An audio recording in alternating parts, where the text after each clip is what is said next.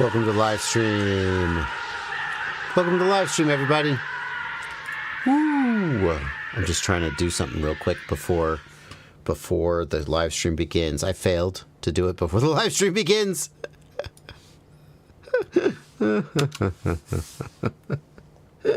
Oh, but it'll be okay. Oh, it's good to be with you. For those of you who missed Sunday's stream, this is my new camera setup.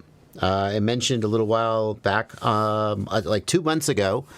In fact, I'm pretty sure I ordered these cameras just before the new year because part of the goal was to spend the money in 2024. So I bought some Sony FX30 cameras, and this is how long it's taken me to get them set up. You know, various things. I had to go do this. I didn't want to. It took me like a week to, mount them and get all the settings and all the BS. So for those who think I take a long time to review products, like, we sent Bardwell a product and it's been 2 months. Where's the video?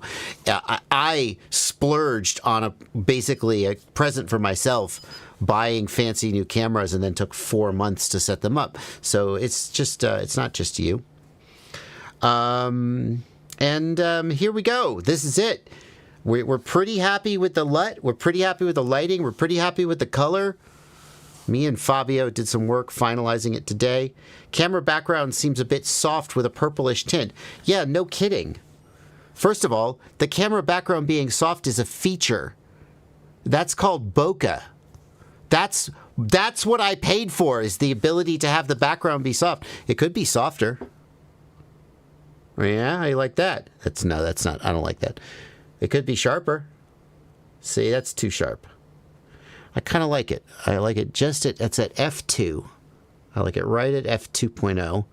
That's like just soft enough to give you a little bokeh, but not so soft that it feels like you're not in the room. And yeah, the background is purple. It's always been purple. You just couldn't see it. Yeah. Anyway. There's been some debate, maybe you can weigh in, over whether I should stream like this. Is this better? Let's do a poll. Let's do a poll. Overhead light, on or off? On. Off. Start a poll. There's just as much light on my face. In fact, there's objectively less light on my face, but it's like a more sort of moody light with less. There's no 50%. The overhead light is either on or off. That's the only choice. On makes it look a bit overexposed. I hate you guys. Ghost Branch was just telling me it seems overexposed. Ghost Branch, I appreciate you making me a LUT. I don't think you realize what you're asking when you ask me to put your LUT on my camera. That would be like if you were it would be akin to asking me to like cheat on my wife. You're like, yeah, just sleep with this woman one time and just see what it's like. I don't think you understand. I am monogamous with my editor's LUTs and my camera. Fabio made LUTs for me. If I want to change LUTs, I'll let him do it for me. But, yeah. Let's see. Overhead. The chat overwhelmingly prefers the overhead light off. Okay, that's what we're going to do. Overhead light off it is. Yeah. Anyway, and in case you missed the stream yesterday, my favorite thing that this camera can do, that my old camera couldn't do, is It has a working autofocus. Oh my God. It's so good. So good. Ghost Branch, I will look at your LUT. I will look at your LUT offline in private and see, if there's some input we could take from it. But we're going to stick with the LUT Fabio made for me. Because I think that's the right thing to do. The background lights are the main focus points now, though, not your face. Well, anyway. Other people think it was overexposed. I guess I just like an overexposed looking image. I don't know. I like it that way. Huh? Hang on. We could do this. Hold on. I want to fuck everything up.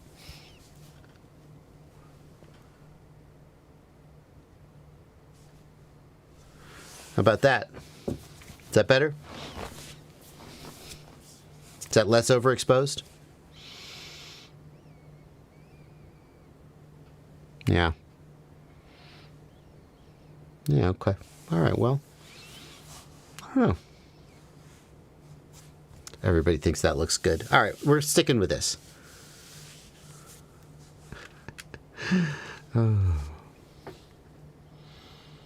Go just a third of a stop higher. Higher? You want it brighter? Ghost Branch? You want it brighter? Interesting. Okay. Like that? You think that's perfect? Okay. All right. Well, now that we've crowdsourced my my camera settings. I'm super thrilled with these cameras, for the record. This is my first time shooting in S-Log, and it's my first time shooting in 422. And obviously the 422 is only helpful to the guy who does the grading, which, looks nice. But I can immediately see the difference in the sensor, in the sort of smoothness of the colors. It's really nice. These cameras and these lenses are amazing. It's really good. It's so much better than my old camera. So I'm very happy with them, and thank you.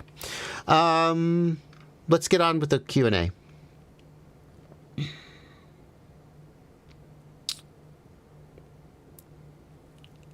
Let's see here. Oh, wow. These questions, I'm looking at these initial questions, and I was just like, have no freaking idea. All right, well, here. Felix Peralta wants to know, can you run lithium ions on an E-flite jet? I have no idea.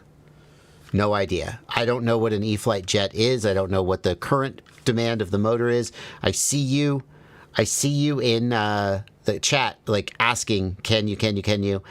A lithium ion, what do you mean? What's the C rating of the lithium ion? What's the C rating of the pack? The question is, how many amps does the jet pull, and how many amps can the battery provide? And those answers could be all over the map. I just don't know.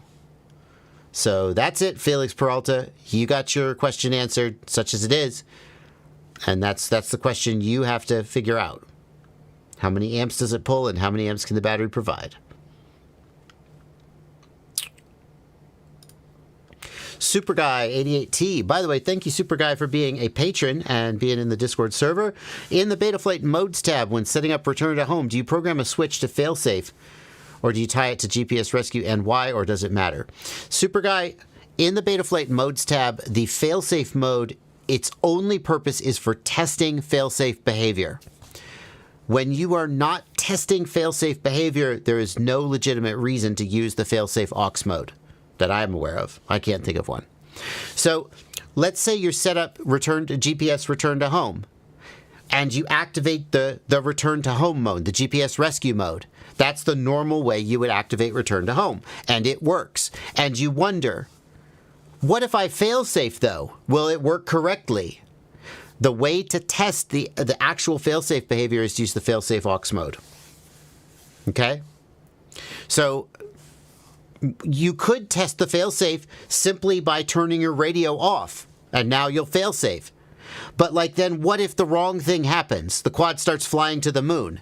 Now you got to try to turn your radio back on again before it gets away from you.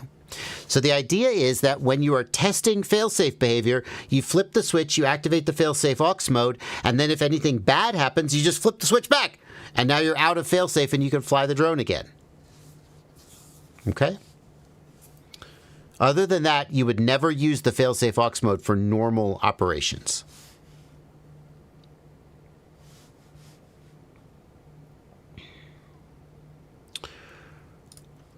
Will I burn out my Boxer radio if I turn off the RF in my liftoff model? No. No, in fact, it's a good idea to turn off the internal module when you're playing on the simulator. It doesn't hurt anything to have it on, but it wastes battery power and just sort of heats up the unit unnecessarily. So,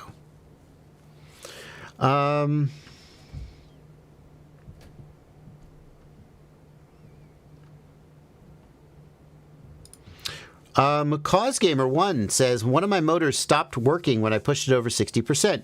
Now it's twitching, then it has completely stopped. I inspected it like your video said, and one winding was loose and the enamel was worn. Yeah, you damaged a motor. I don't know how you damaged it. It's dead. Replace it with a new motor.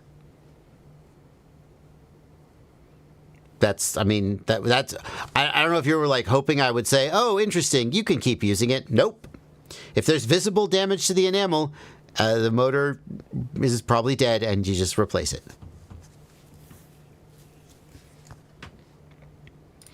Do you think DJI will come out with a replacement camera module for the O4 Lite?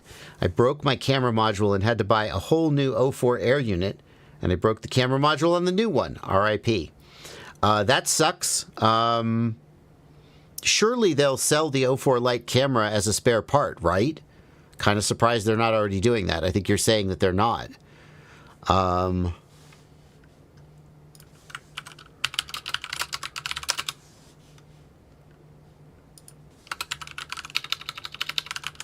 They sell O4 Pro, not a Lite camera. Yeah, I mean, I'm looking just to be sure. Yeah, it's just the Pro. Well, yeah, yes. I mean, they typically sell spare replacement parts. I'm surprised that they don't. I think someday they will. I don't know why they don't.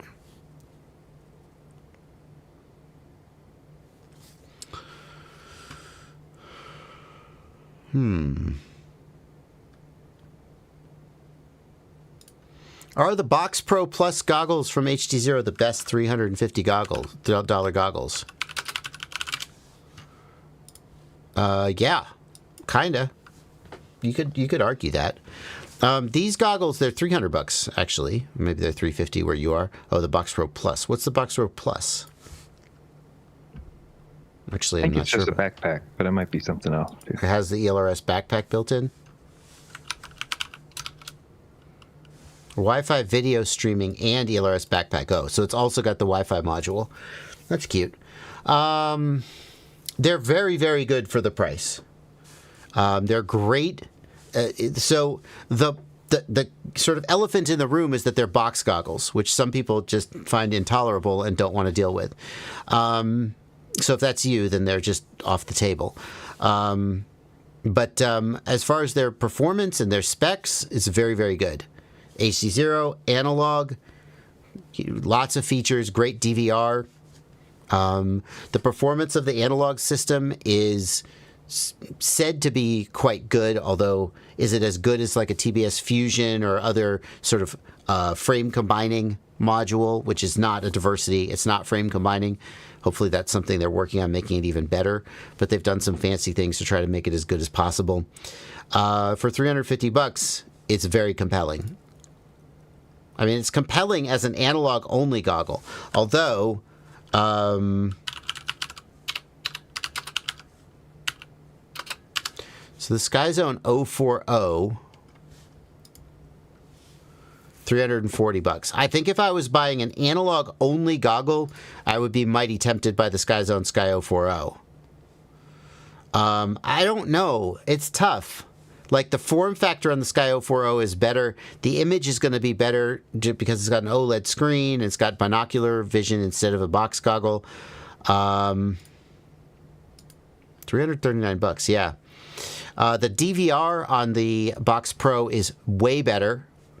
Better looking DVR, doesn't drop frames, and I think it records audio. Does it record audio like the big goggles do? I'm not sure about that. So I'm not even sure I would take this one, to be honest with you.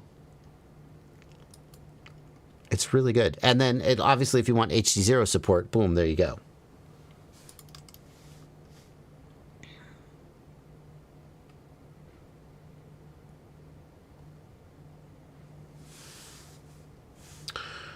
Wow, I got a $20 super chat here.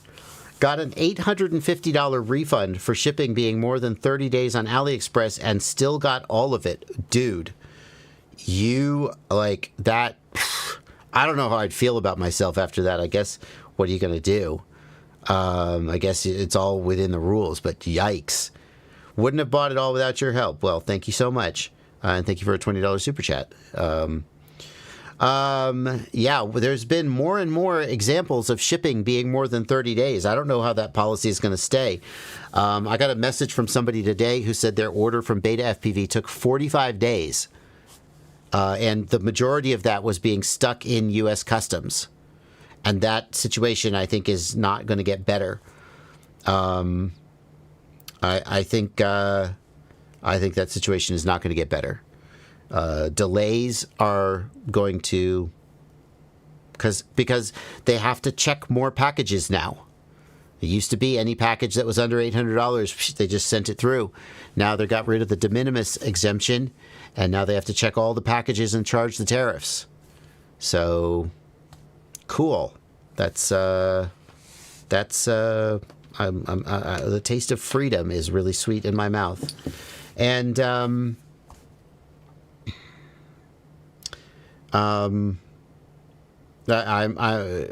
heard from a vendor today. Well, I'll just admit it. It was it was from Get FPV, and we were talking about my sub 250 gram beginner build kit, and they were saying basically that the price of the kit was going to go up. That we got the first order, and it sold out immediately. We sold all of them. Yay! Thank you guys. And then we put in the second order with the factory, and that has not come yet from China, where it's manufactured. And they were saying basically that because of the tariffs, the price of that kit is going to go up. It's like not an insignificant amount, which sucks for you. And it actually doesn't suck for me. I get paid a commission. That's the beauty of it. I say this tongue well in cheek. I get paid a commission, and like if it was a sane world, they would say, well, look, we're marking up the price of the tariffs, but we're not going to give you additional commission, and I would be fine with that. But the way these things sometimes work is that they just raise the retail price to cover the commission, and then to cover the tariff, and then my commission is higher too, so I make more money. So cool. Yeah, so thank you. That's great. I hope it doesn't work that way. I say that with a lot of sort of venom in my mouth. It all worked out. So the price is going to go up. And shipping's going to be slow. And everything's going to suck. And who knew that the thing that killed the hobby was not going to be the FAA? Who knew?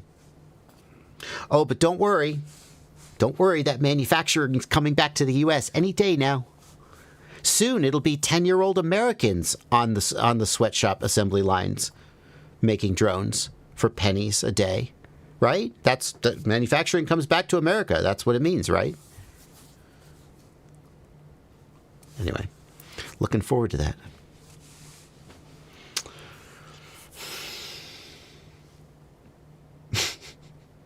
Thank you for the super chat. 73 FPV, thank you for $10. PSU build. The model is something. Can't find a pinout for my 330 ohm resistor. I don't know if I want to do the grounding mod. 2 chargers, no parallel charging, 1 PSU for charger. Yeah, 100% do that.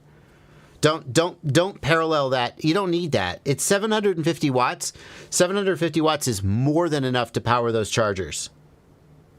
So just run one PSU per charger and don't F around with the parallel series nonsense. You don't need it.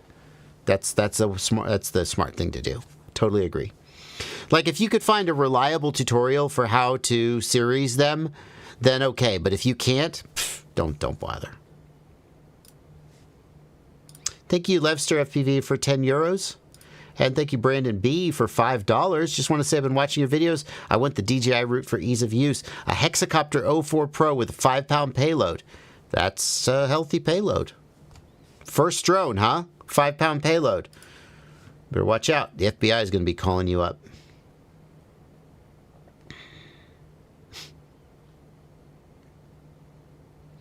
I got a message from a guy. He said, "Hello, I am from the Netherlands. I would like to build a 7-inch drone with a 30-minute flight time that can carry a 2.5-pound payload. And I would also like you to have a dropper, a servo, a dropper. Can you build this for me?" And I went, "No!" and deleted his What I actually said to him was, "My guy, you have just asked me to build you a payload delivery drone. There is no world in which I will do this for you, and also don't message me ever again." And I'm sure it was an innocent request, but like, seriously. And then I was like, "Not today, FBI. Not today, FBI. You're not getting me with that one."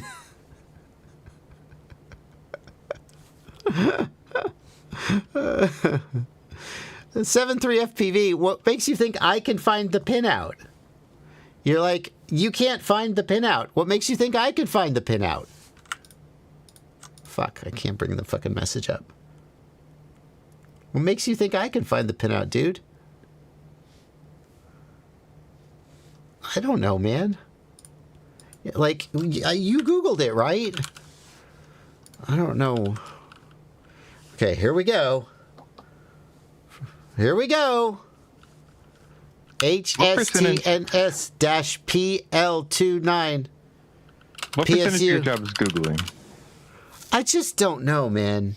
I hear you. And like, it's fine. Like, I always tell myself, ask me the dumb question. I mean, then thank me and then potentially join my Patreon.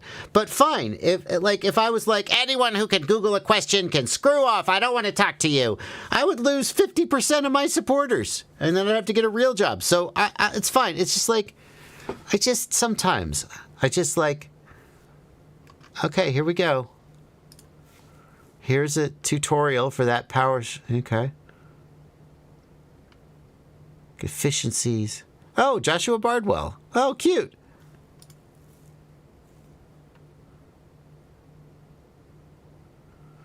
Pin 33 and 36. Well, there you go. Boom. There you go. I found it. It's exactly the same as the tutorial I made years ago.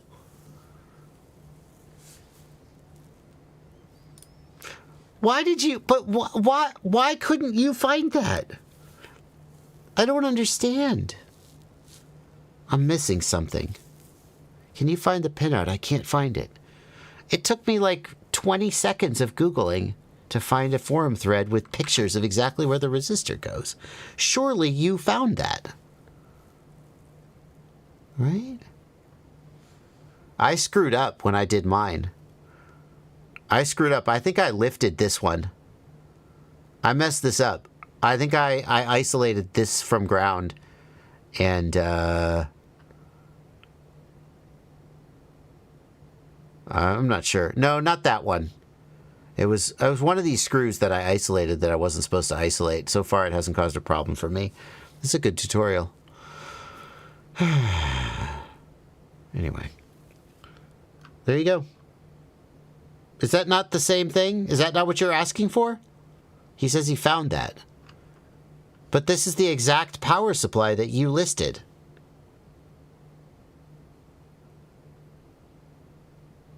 Anyway, there you go. That's where they go. Cool.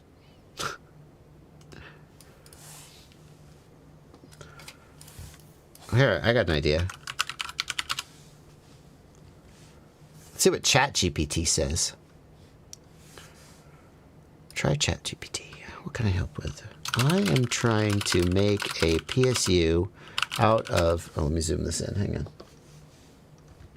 ChatGPT is so smart. It will know. Out of a HSTNS-PL29 power supply. Make sure you click search just to give it the actual opportunity. Just, I don't know if you know how to do that. What does search do? It just lets it use the internet to help itself figure out what's going Fine.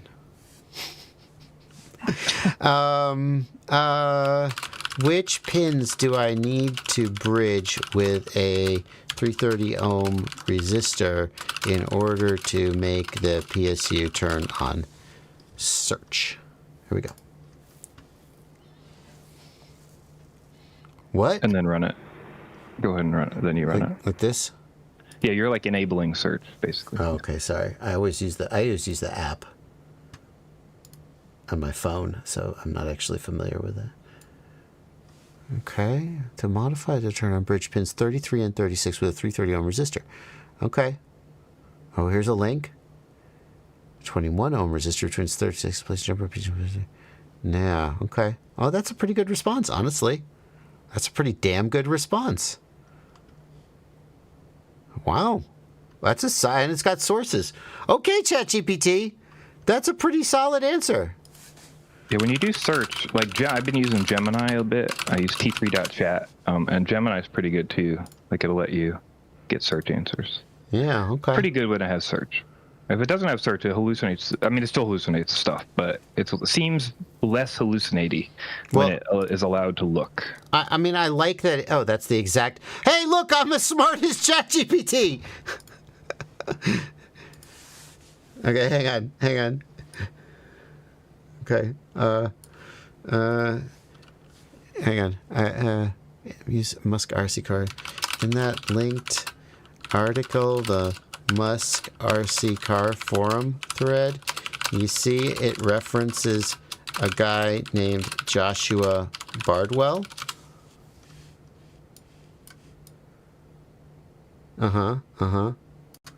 Yeah. That's me. I'm him. You're talking to him.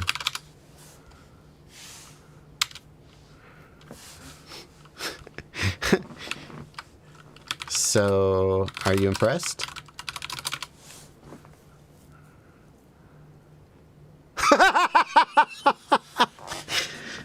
Hey, I didn't ask you to, what's the correct euphemism?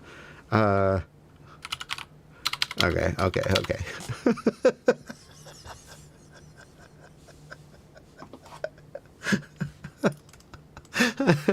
Quality content, guys. Quality content. You're welcome. Have you seen? There's a. I think it's Grok. It's not. I think it's Grok. By the way, I'm so annoyed that Elon Musk bastardized the use of that word from Stranger in a Strange Land. But okay, whatever. They've got like an unhinged mode. Have you tried that, Blunty? I think it's a paid feature. No, I don't use Grok. So in unhinged mode, it's like you ask it, hey, what's a good topping to put on my pizza? And she goes, okay, you little pervert. You looking for an effing topping to put on your effing MFing pizza? The best topping is effing pepperoni, and you can shove it up your butt. Or whatever. She's like... It's like just as swearing, it's as 14-year-old offensive as possible. It's hilarious. Anyway, let's get back to work.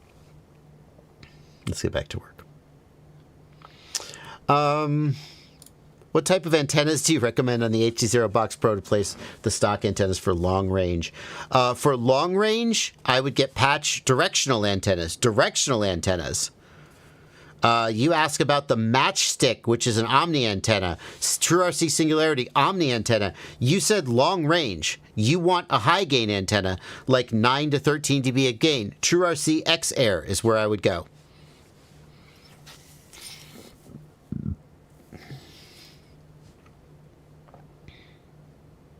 Is there any downside to installing a capacitor on your quad? No, just the size it takes up, which doesn't work on some very tight builds. No downside whatsoever. Thank you for $5 from Stovall. Any news on Rampage? No news that I can share. I have a tiny bit of news that I can't share, which is meaningless because I can't share it. But in case you were trying to read like more into the no news that I can share, then there really was. What I mean by that is there's almost no news, and then the tiny bit of irrelevant, insignificant news that there is, I can't share it anyway. So no is the answer. That's what I should have said. Drone Eclipse, thank you for $20. I'm getting back into drones after a 7-year break. Good timing. Good timing. You missed the heyday. You missed the best times. 7 years ago, what year was that? 2018? It was pretty good in 2018, actually. I'd say 2016 to 2019 were in a lot of ways like the heyday of FPV drones. And then the pandemic hit, everything got expensive, regulations hit. And then now tariffs and imports, and just it's all downhill from here. Military, drones. It's just it was such an innocent time. You actually got out just in time. I take it back. You got out in 2018. You had another 6 months, maybe a year, before it all just went to shit. I mean, I'm still having a good time, I guess. Here's my advice. Don't get back in. This is the worst time to get in. Just don't.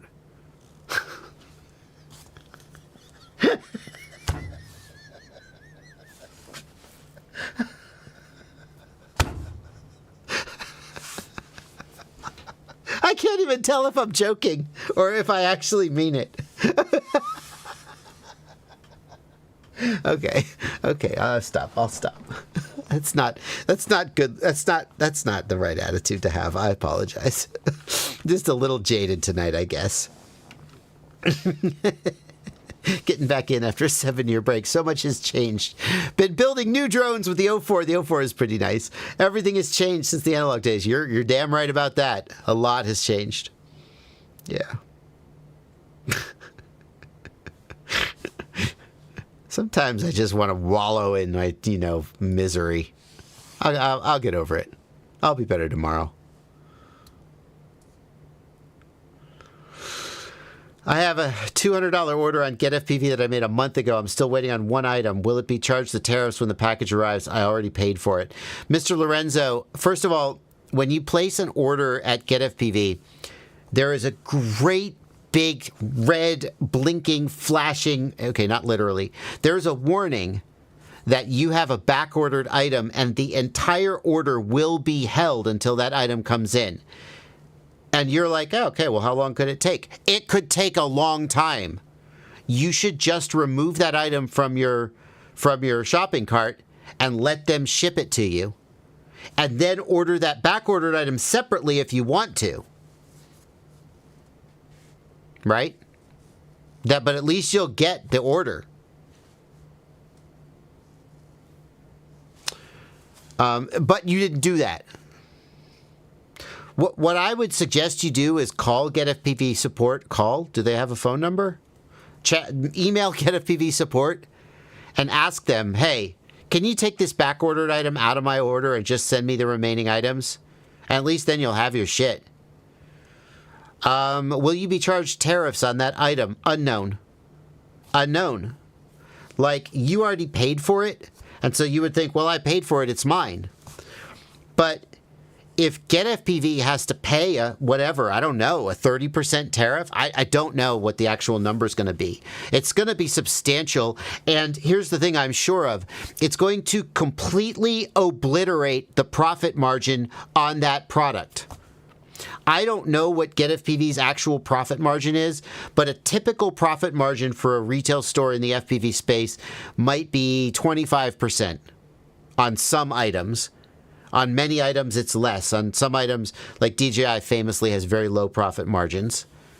Like a round number that we could just throw out for the sake of conversation might be 25%.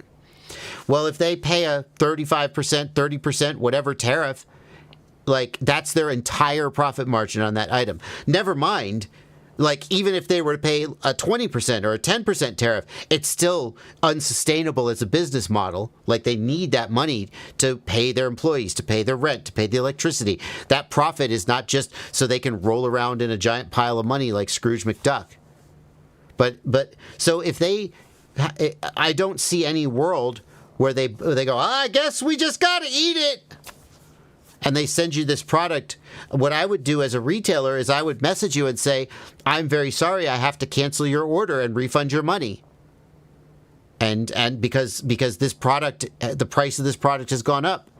And I would apologize to you and it would suck, but I'm not gonna give the product away at essentially a loss just because like it's so like shit happens. And sometimes shit happens to you. Yeah, GetFPV ships from the USA, but where do you think they get their product from? Their product comes from China a lot of the time. And it doesn't matter. It doesn't matter. Because it's not about China anymore, is it? Because the tariffs apply to everybody. It's not even about China anymore. Oh, okay. Well, China bad. China bad. Now we got the message. Let's order parts from some other country that makes FPV drone parts other than China. Bueller? Doesn't matter. They're all tariffed. They're all tariffed. Okay, let's move on. So, thank you for a $14 super chat from Derek Drucker. Question for you. What's the proper method of testing internal resistance? Been testing several batteries. Okay. The first thing you have to do when you test internal resistance is the batteries have to be at the same voltage. The internal resistance changes when the voltage changes. So,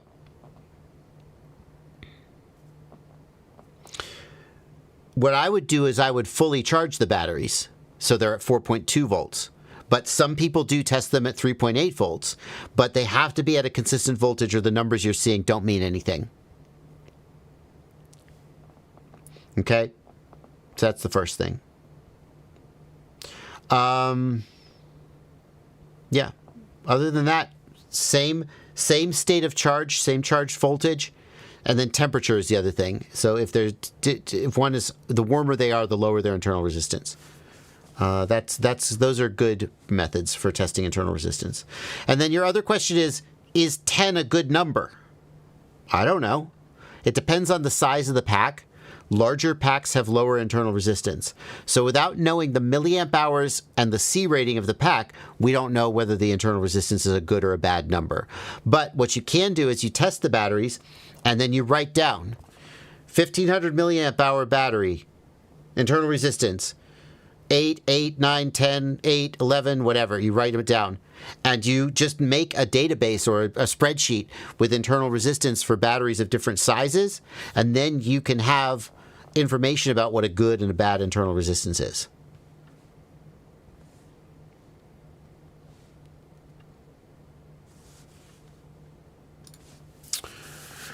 Realizator, thank you for 25 Polish zloty. I don't have much, but I wanted to say thank you. You helped me so many times, and I have the opportunity to show some support. Thank you so much.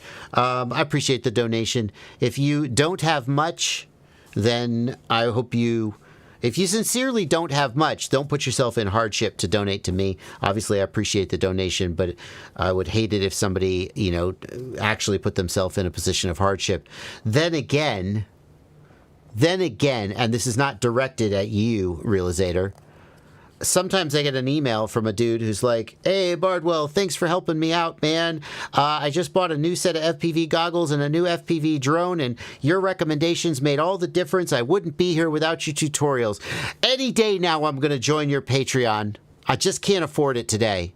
And I'm like, okay, bro, whatever. But also, you just bought a new set of goggles and a new drone, so like you're not that poor. So, like, maybe give me $2. Huh? But I keep that to myself, except for tonight, when apparently I'm just frickin' unhinged.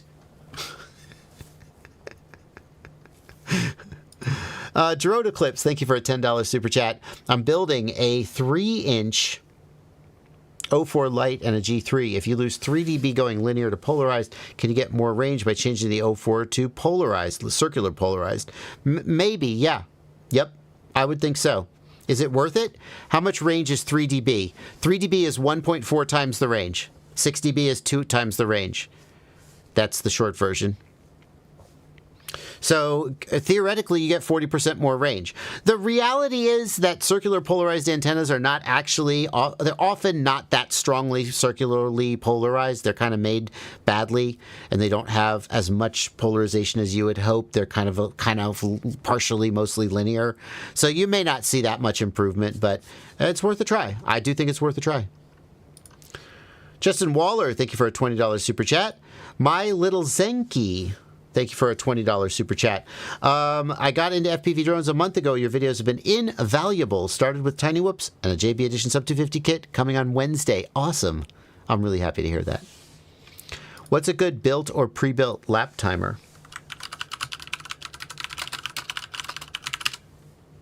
For a pre-built lap timer, let's see if you can still get this. Nuclear Quad sells a pre-built lap timer that I think is very good. Nope, he's stopped. That sucks. Oh, that sucks, man. That was so good. Why would he have stopped making it? 402 sales. I don't know. Maybe we could request a custom order.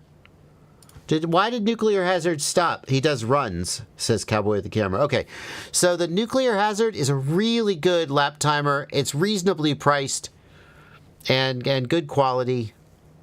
I highly recommend it. I did a video about it right here. I'm a big fan of it. You can build one yourself, but it's kind of a pain in the butt to buy all the parts, and then some of the things are, he does a lot of the work for you, mass produces a board, and it's really good. So that would be where I would start.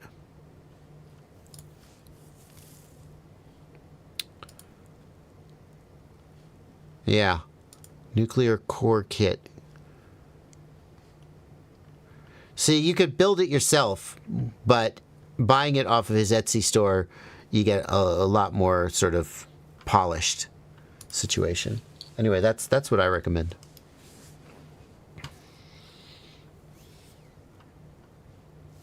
Oh, Race FPV says something new is coming soon from Nuclear Hazard. We designed a new receiver that isn't based on the 5808. It's our own design. Chris Groft says it's via his website, not Etsy. Where does he sell it? He sells it on a website? Shop. Oh, hello. Oh, okay. So here, I'll put it in the chat. So, and you could probably build this for a little cheaper, but not that much cheaper, to be honest with you.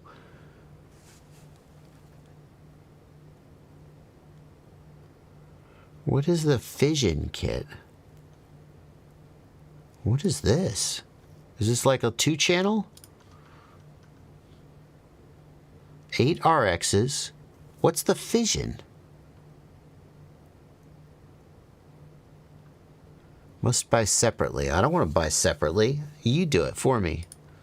Nuclear fission. What is a fission? Huh. Is it different? Is it thinner? Interesting. I want one.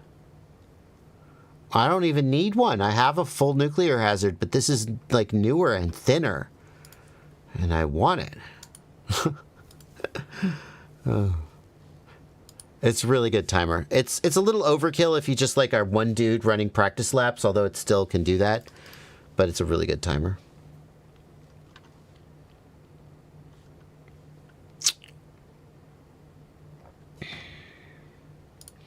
Best tools to learn soldering. Plug and Play doesn't teach you how to fix them. I want to add LEDs. Thank you for a $5 super chat. Color 123. You're going to want a good temperature-controlled soldering iron, like the Hakko 888D or the TS101.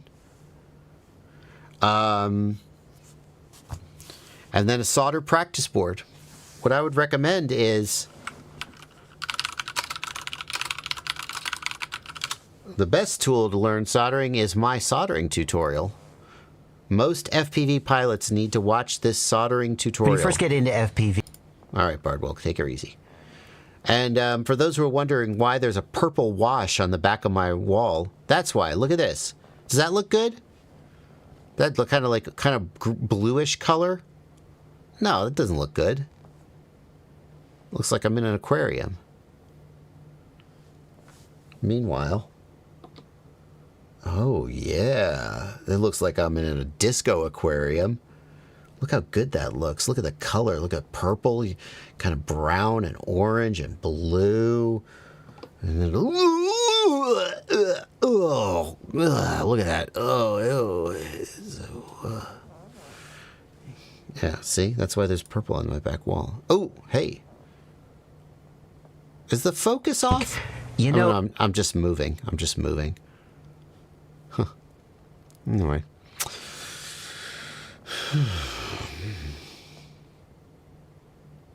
Yeah. So I've got suggestions in that video about what kind of solder to get and so on. Ooh, all right. I'm going to jump the line with this question.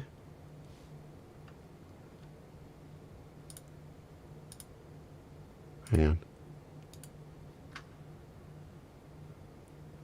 What budget 3D printer would you recommend for TPU? Why is it not working, Blunty?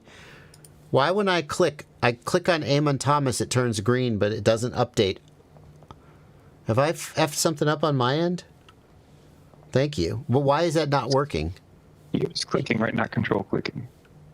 What's that? Yeah, I'm clicking. No idea. It's like I'm control clicking, though. No, nothing is working. Weird. Okay, how about here? Oh, it works in that window. Interesting. Put that question back up, please. Sorry. Budget 3D printer for printing TPU. So, basically, whatever your budget, there's a Bamboo printer that is like hands down the best performing value, best value for money in that price point. This comes with a small caveat, which I will give you in a second. So like, you got a low budget, we'll look at the A1 series. A1 Mini. $239. Can you believe we used to pay $200 for an Ender that is 1/20th the capability of this? A1 Mini. It'll print TPU. It'll be pretty fast and pretty high quality. It won't print very big things. It's got a very small bed. But it'll get, for a lot, you know, you're printing GoPro mounts and antenna mounts and little things for FPV with TPU. I've sincerely thought about buying an A1 Mini. It's so cheap. I've thought about buying an A1 Mini just to run TPU for my little FPV prints. And the reason I don't is that my X1 Carbon, I don't keep my X1 Carbon. I have an X1C. I don't really keep it that busy. So basically, I would just never use it again and only ever use the A1 Mini, right? So I just use the X1C for everything. But like, this is that. If you print a lot, you could justify spending $240 on an A1 Mini, just set it aside and do little, TPU, FPV prints just with that printer. Want to spend a little bit more money? Go with the P1S or the P1P. For TPU, you don't need an enclosure. P1P, $540. Core XY, it's going to be fast. It's going to be good quality. You can print TPU all day long. Just pick your price point and then buy a Bamboo printer at that price point, and there's a very, very good chance that it's the best, most capable, best value for money, just top of the list in every category. Go ahead, Blunty. AMS TPU. I just want to make sure that's clear. Oh, you're breaking up there, buddy. Sorry, I shouldn't call you buddy. That doesn't feel right. Feels a little condescending. I think what you said is that the AMS can't do TPU. That is correct. Don't buy the multi-material system. The AMS doesn't do TPU. Yeah, you can't push the TPU through the Bowden tube, I don't think. Can the mini TPU? I don't think this one can do it either. They have TPU AMS now, that's correct, but it's a much harder filament than the TPU we're used to, and it doesn't substitute for it. It doesn't substitute for the TPU that we use, the Shure 98D or whatever that we use. So, no.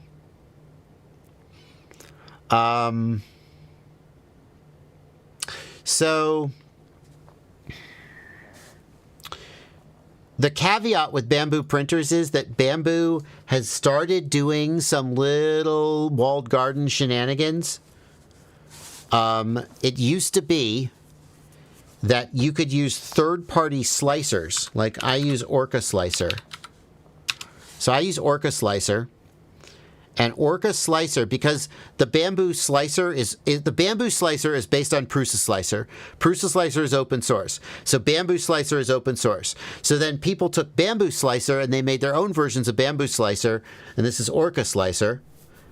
And right now, in Orca Slicer, I can log into my Bamboo account. See, I'm logged in right now. And I can go to my printer right now. And I can connect to my printer. And do you see right here? My printer, I'm reading the filaments out of my AMS. Because they have NFT tags in them. So I can read the filaments out of my AMS right now. I can see the moisture content of my AMS. If I turn on this camera, I can interface with this camera direct from my slicer. And I can move the print bed up and down. I can move the print head back and forth. Here, let's home the print head. Yay, there it goes. Now, in the latest version of the firmware, Bamboo locked out third-party slicers. And they said you can only use Bamboo Slicer. And people went, here it comes. They're locking us out. They're closing the gates. And so a trend that happens in the world is that something new is awesome and open. Remember when Google said, do no evil? And then eventually it wasn't profitable to do no evil anymore. So Bamboo originally was like, yeah, guys, don't worry. We're open. Anybody can interface with our printers. It's all good. And now they've kind of started closing that door. And the trend that probably will happen is that they'll continue to close it and continue to lock you out. Now, personally, I think it's like, obviously, I use Orca Slicer. Part of the reason I use Orca Slicer is it's got these calibration prints they can do. And they're a little bit better than the calibration prints built into Bamboo Slicer. I like them. There are other reasons. It has some settings here that Bamboo Slicer doesn't have. Orca Slicer has a measurement tool. It has a ruler tool. Bamboo Slicer didn't. Maybe it does now. I don't know. So I'm just not going to update my firmware ever again. F you. But if I did get locked into that walled garden, so far, it's still a very, very nice walled garden. The printers are freaking amazing, and I can't believe how inexpensive they are for how good they are. And I still think that for a lot of people, this is just you cannot get anything half this good for $240. You can't. And it's like, but Prusa says open source. Yep. No, you're right. But this is so good. So I don't know.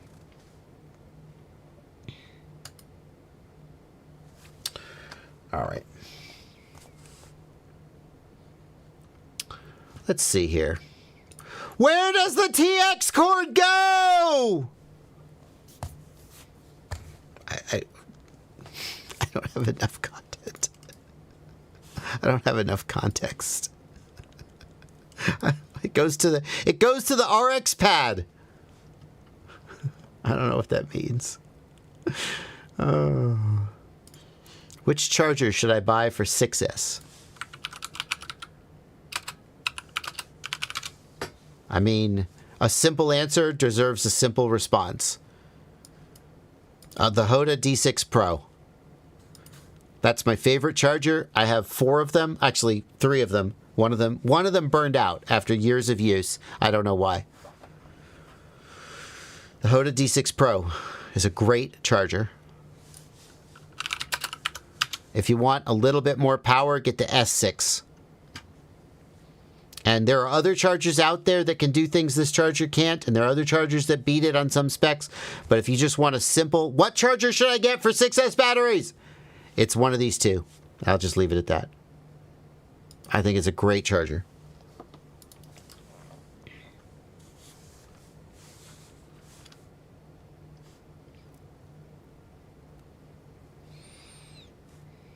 How should I replace a motor that only comes in a 4-pack? They are SunFun 1900 kV.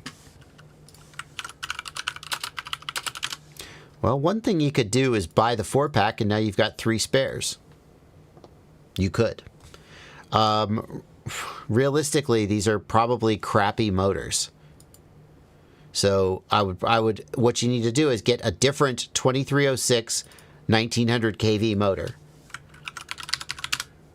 in your price range. That's maybe better quality.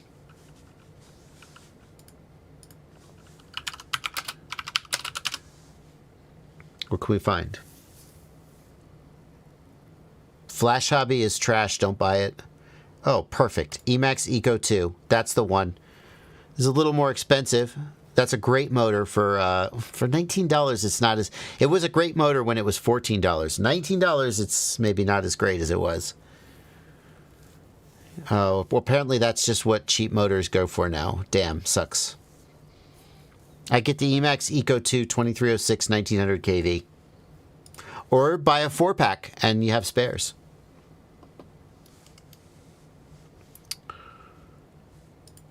All of the good batteries have XT90 plugs, but my controller came with an XT60. Can I use an adapter? XT90 plugs are used on big, like, Cinelifter batteries. Why does your controller have an... What battery are you trying to use on your controller that has an XT90? Any battery that fits inside your controller should have an XT60. What? Wow, I'm stunned that there's a battery that you would use with a hand controller that has an XT90 on it. Yes, you can use an adapter to take an XT90 down to an XT60, assuming that the thing that you're powering draws less than 60 amps. Okay? Now, your controller probably draws way less than 60 amps, which is why I'm kind of confused that you're using such a big battery, but there you go. Where does XT90 go? That's funny.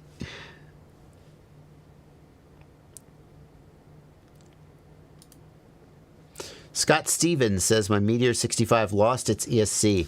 Betaflight reports 0 ESCs after replacing one motor that was broken. How to fix this?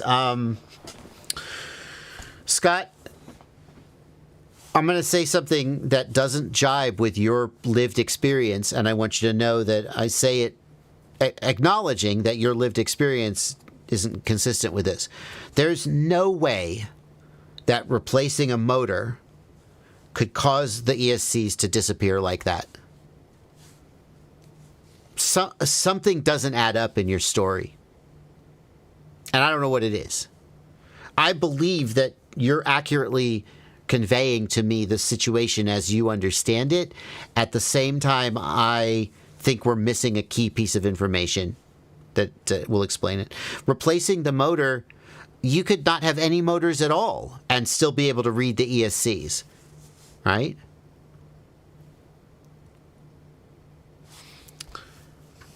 Betaflight reports 0 ESCs.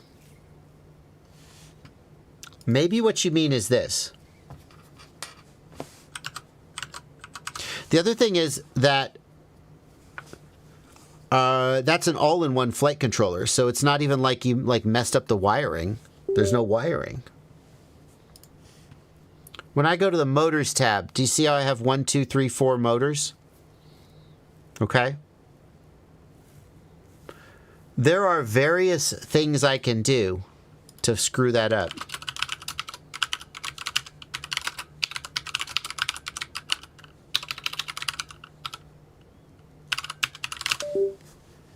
I can't remember which way screws it up, if it's on or off. Well, that didn't do it.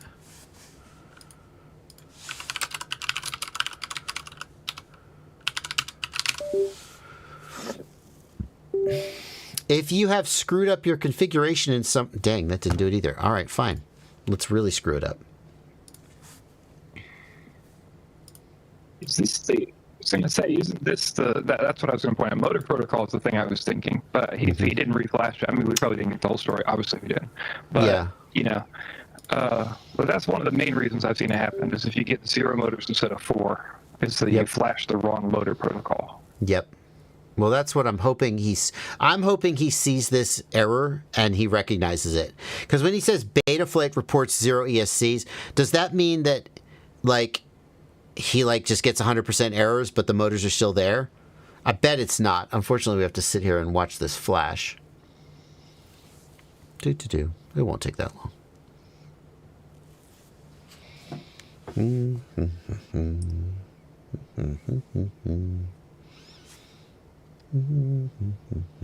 Clipsy, the battery is not going to mess with the amount of ESCs reported. No, exactly. FTFO Media loves my keyboard key sound. Your wife likes it, huh? Yeah. It's like that episode of Friends.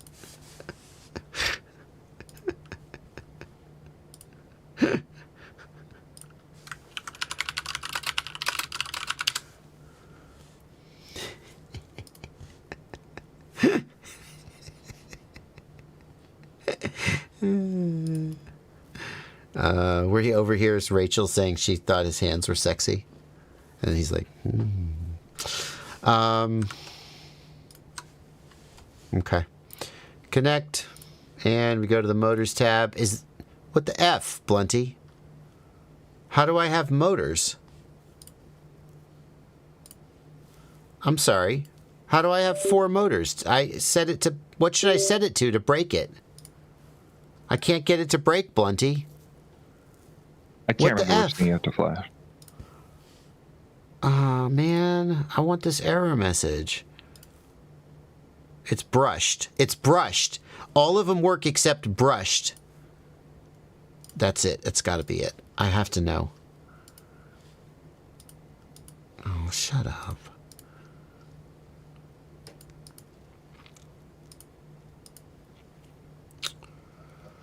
Because brushed, it doesn't have the right hardware. I swear I changed D-Shot Bitbang on a build recently and it made that error. I think that's only if you don't have room to bitbang it. Like, I think if the SD has room to bitbang it, then it can, or something like that. Yeah, well, it didn't. I got the error. Does my voice sound any better now? It does. What'd you change? Okay.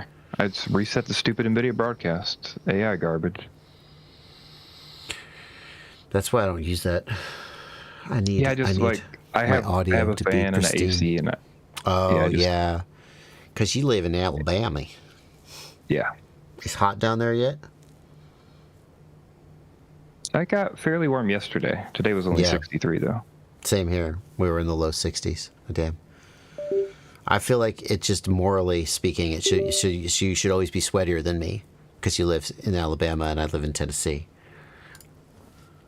Yes. No, it won't fucking do it. It won't do it, dude. It won't give me the error message. I'm not going to try again, but I can't get it to give me the stupid error message. What is happening? The error message where it says you have 0 motor resources defined. Yeah, it should be. It's like a mixer error, and it pops up. It says 0 instead of 4. Why won't it do it, though? That's so weird. What's different? I'll look into it. I'll try to figure it out. Okay, if you got that message, that's not because you changed your motor. What you need to do is go to update firmware. You need to make sure your motor protocol is set to D-Shot. Is it if I set D-Shot? And then you need to reflash the flight controller. Is that it? If I set to D-Shot when D-Shot isn't spec'd? No, it just rejects it. Oh, got it! I got it! I got it! Yes! Is it this error message? Shit. Is it this error message? Is that the one you're getting?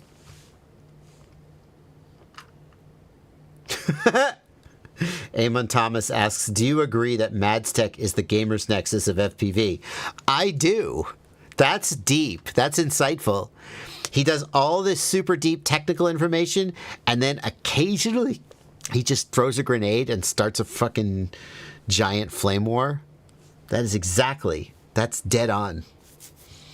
Okay, if you're getting this message, the issue is...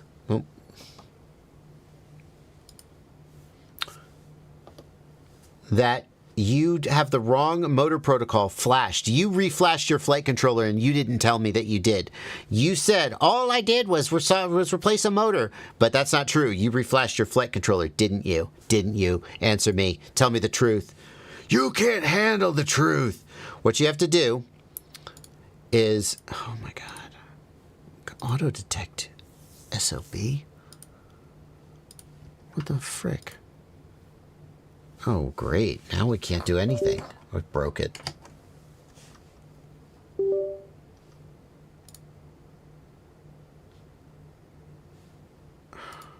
Great, I broke it. I freaking broke it. I love it. I don't know how I broke it, but I broke it. Wonderful.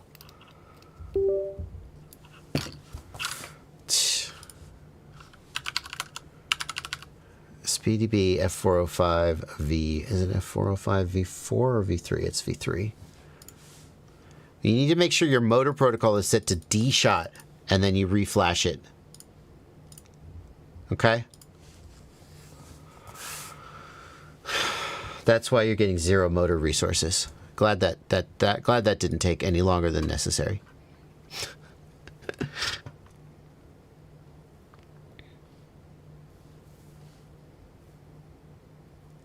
Question in the Discord livestream chat. I don't understand. My Discord livestream chat is not updating for me. Maybe I need to reload the page.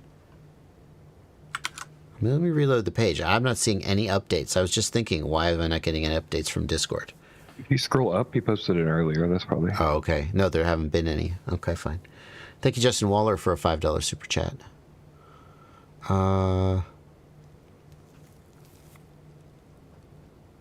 Where is Justin Waller's question? Blunty, you got it? Did you forward it? You above that post you made a nuclear shot.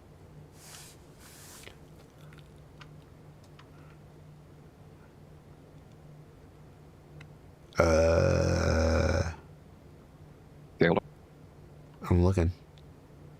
Meme FPV, Mupshot, Jason Aviator, Super Guy, Prince's FPV drones. Yeah, I put a link at the bottom. So Thank you, Blunty.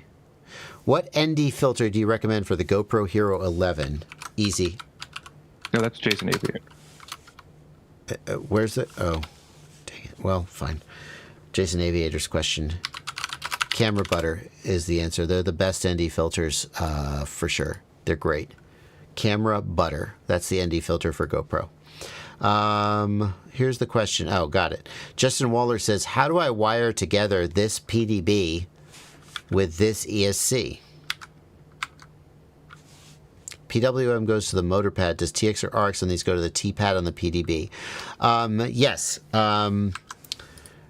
On the this is a TBS ESC. So a lot of ESCs will have a single telemetry pad. The TBS one has TX and RX. I guess because they want to make a full UART available. I don't really know. But yes, for the TBS ESCs, the TX pad is for telemetry, and it will go to the T pad on the PDB. That is correct. It's a little confusing that they do that. It would normally just be a telemetry wire, but it's technically a UART TX.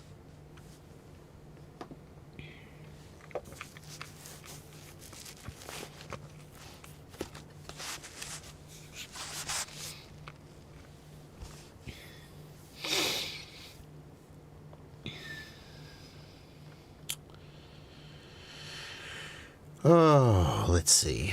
Yeah, there we go. We got that question from Justin Waller. Here's a $10 super chat from Kamatsik73, who asks, if I buy a second or third 04 Air Pro, will they all bind once powered up like a radio receiver, or will I have to rebind every time I switch models? No, they'll all bind. They won't all work at once. Only one of them will work. You'll power up. The first one you power up will become active, and the others will just sit there and do nothing.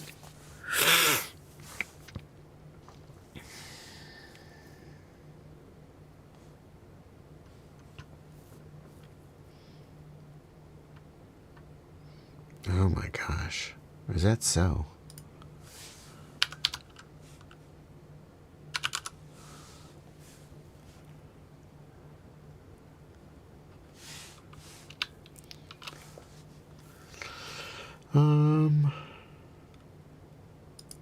Stephen Pierce says, I'm building your 5-inch V2.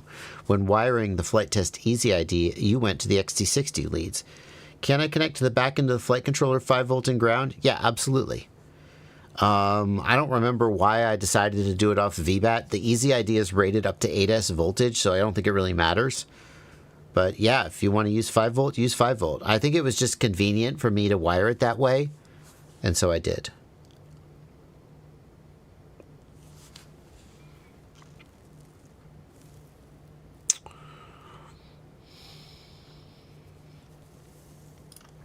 Do I need to run a capacitor on a SpeedyB 55 amp 405 stack? Yes, I would run a capacitor. Even though you're running on 4S, I would still do it.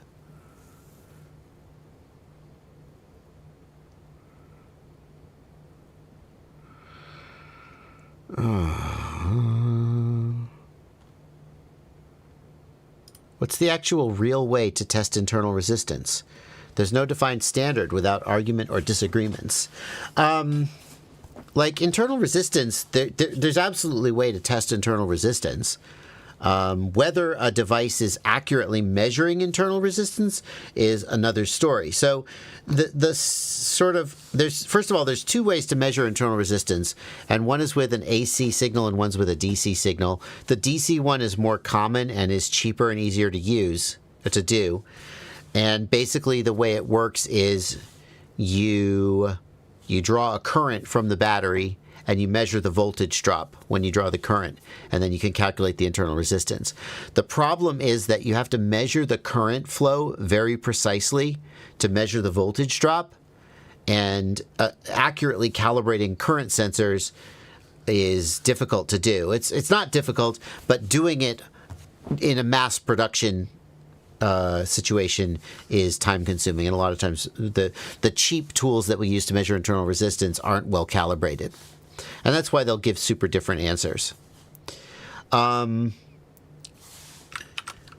you really want to measure internal resistance,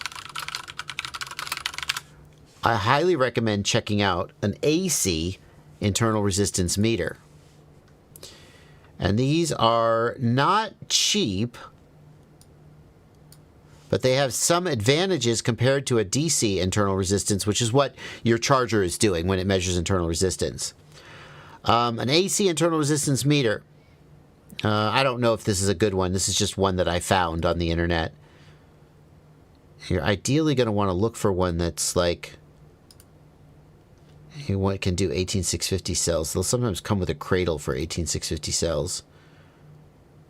An AC internal resistance meter is one thing that it's going to do is it is not going to depend. It's not going to take into account the the length of the battery leads. That doesn't affect the AC internal resistance, and so you'll get more consistent measurements.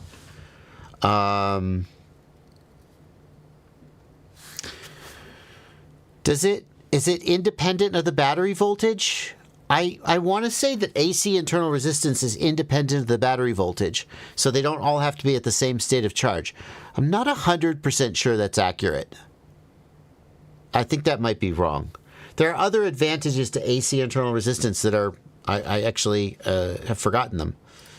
I used to know them, and now as I try to remember them, they're not coming to me, so I'll just shut up. But the right thing to do would be to spend a little bit of money on a good AC internal resistance meter, and that'll give you more consistent results than a DC internal resistance meter.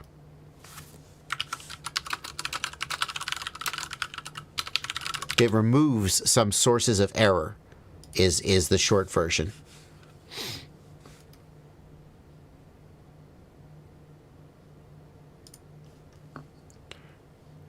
I don't know. Apparently not. Do you?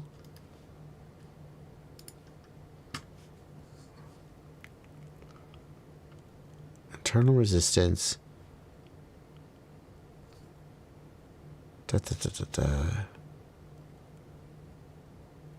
Okay. AC internal resistance is injected in the positive and negative at the same time by detecting voltage drop. The AC impedance can be derived.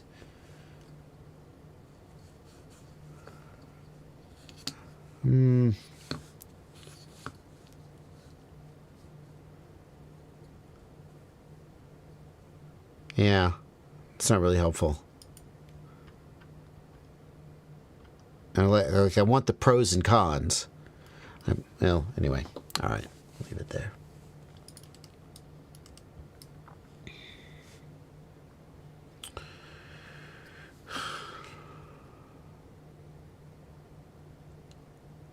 Meme FPV says, I've been flying with my Radio Master Pocket for months. No issues running the internal ELRS. I wanted to set up a new model to turn off the TX, and the Express Loader script never runs, stuck on loading.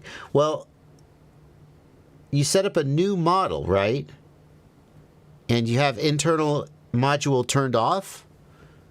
That's why the script won't run. You have to have the internal module turned on for the script to run. So, like, if you go back and load the other model with the internal module turned on, does the script run? Meme FPV, is it that obvious, or have I overlooked something?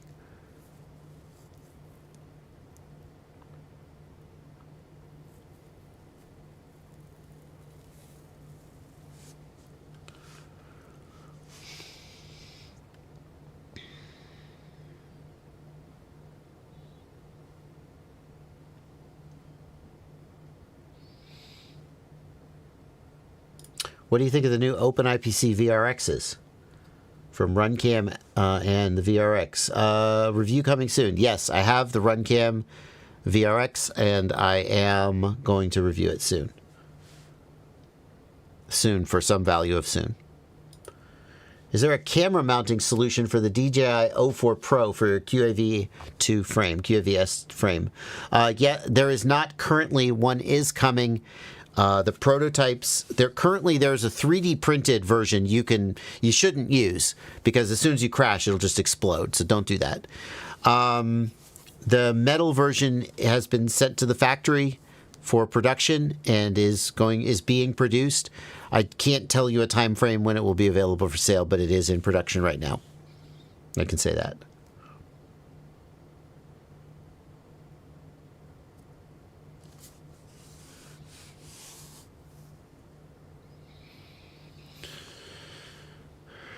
Will there ever be a Flow State Part 2? No. I can assure you that there will not.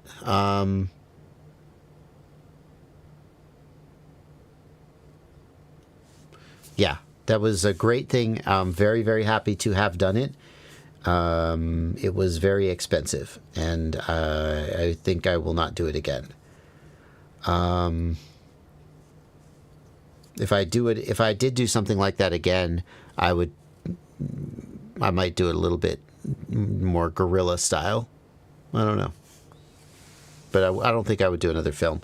It's really cool to be in IMDb and to be able to say that I produced a film and have that be true. But I probably wouldn't do it again.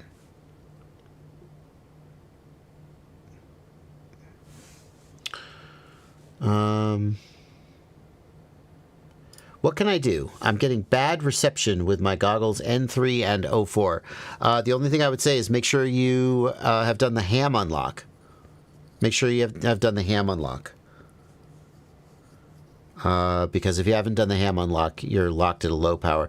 Try to turn them up to 1200 milliwatts. If they will not turn up to 1200 milliwatts and they're just locked at 25 milliwatts, you need to do the ham unlock. FPV Toast, great idea. Make sure that they are both activated or they won't go to full power. If you get a warning when you turn them on saying, hey, you need to activate them, that's why. Some people fly them anyway like that.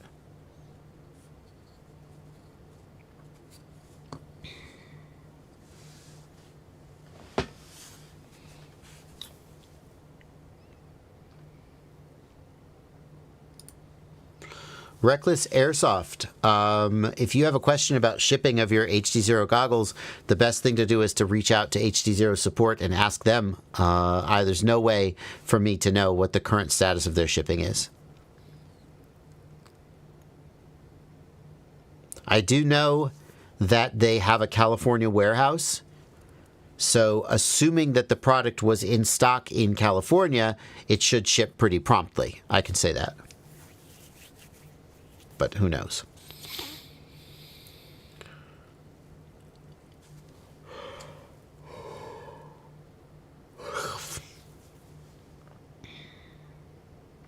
Can you go over the best goggles to get for a DJI O4 build? The Goggles 3.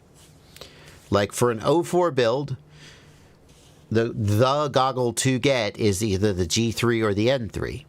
Yes, the G2 and the Integra are both compatible with the O4, but I don't think anybody would argue they're the best. You asked for the best, not the cheapest, not the most cost-effective. So the G3 is just the answer. There you go.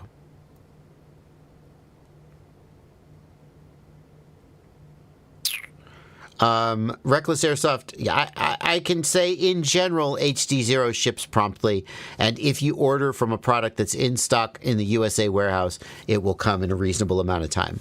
But I obviously can't speak to your specific package. Yeah, I think you can probably relax about that. Like, it's not going to be a customs issue, assuming it came from the USA warehouse, which does exist.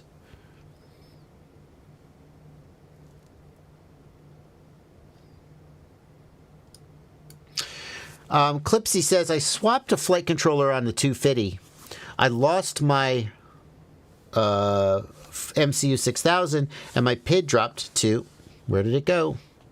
There we go, thank you. PID dropped to 3.2K. That's because you have the Bosch gyro now. And it twitches. New 5-inch at 4 kilohertz flies great. Could it be the switch, the O3 air unit to the Cadex? The switch from the MPU 6000 to the Bosch gyro, that alone shouldn't cause the twitching. The PID rate being 8K or 3.2K, there are some differences there, but they're mostly inconsequential. Like, it seems like, whoa, 3.2K is such a different number than 8K. But the difference is that the MPU 6000 has 8K sampling, and then we filter that down. And because we're running filters, we need higher sampling rates to then not like get some negative effects from the filtering. Whereas the 3.2K output from the Bosch gyro is already pre-filtered. So we it's just where in the sort of filter chain we see the PID loop rate. The Bosch gyro can have just as good performance as the MPU 6000, even though the PID rate that we see is only 3.2K versus 8K on the MPU 6000. So don't let that stress you out. The twitching could be for some other reason. Your flight controller could have a problem with the gyro, but it's not because it has the Bosch gyro or because it's running at 3.2K. The Bosch gyro can be very, very capable. As far as the switch from the O3 to the Caddx, who knows? That shouldn't cause twitching, but like anytime you're changing hardware, things can change.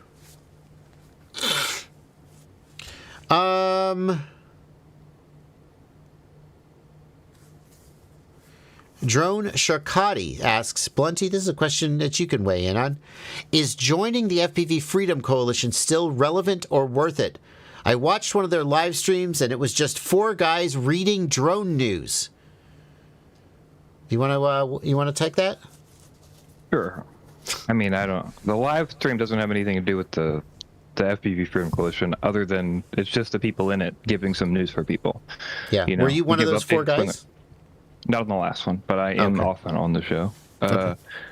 But, you know, yeah, we're always doing stuff. We're always working on policies and stuff in the background. We're always working with the FAA when we can. Obviously, some of that stuff is stalled right now. A lot of the big groups have been cut off of conversations. Some of the work groups have been shut down. Like we just submitted comments for the FCC and PRM. You know, we all worked on that. We have meetings every 2 weeks personally, and then the other week we have meetings, you know, publicly where we just talk about drone news and anything interesting with the FPVFC. So all I can say is that we are consistently working on anything we can do to make it easier for people to fly. You know, Dave's been working on BVLOS for years now. You know, we worked as much as we could on remote ID, not like we could have done much with that, but we did as much as we could. We helped submit comments and that sort of thing. You know, all I can say, yeah, again, is that we're doing the best we can in the current environment and landscape. And if you want to support somebody who is trying to do that, then, you know, supporting us would be the best people as far as we know. Yeah, I agree. It sounds like this guy watched a news live stream and didn't realize that it wasn't, this is everything we are doing, and you should base all of your donating decisions on this live stream situation. Something like that. Yeah, we just get together and talk about the news. And then when there's like stuff going on, like if you tune in maybe, you know, in 6 months, if there's a policy going through, then we typically discuss like what we've done recently and what the policy issues are. And we always answer questions in chat. So if you see us reading dumb drone news and you're like, hey, I have a question about this policy thing or what you're doing about this or what happened with the FCC or NPRM, you can always ask those questions. And typically we will grab them and answer whatever you want to know about. Nice. Awesome. I got an idea. You know, before the stream started, I was in the middle of something, and I thought, you know what?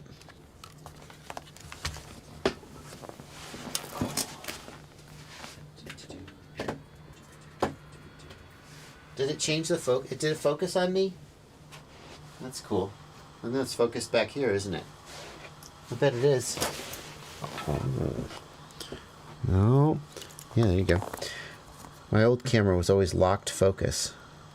One of these days, it focused on my chair. Good. I'm going to put eyeballs on my chair so that it locks onto it.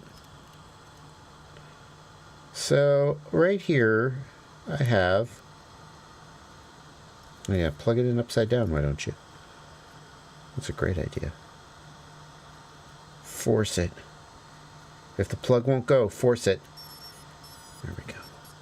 Right here, I have Blunty's favorite manufacturer. This is a newbie drone, Hummingbird V4. They sent me the V4. And I was just flying it before the live stream. And in fact, oh, look at that. I'm still set up to capture the audio. Oh, hang. Can I put these goggles on? I'm going to put them under my... Put the glasses on over. Oh, that's a good look. Oh, yeah. Oh, I hear the fan really loudly in my ear. Whee! Let's go.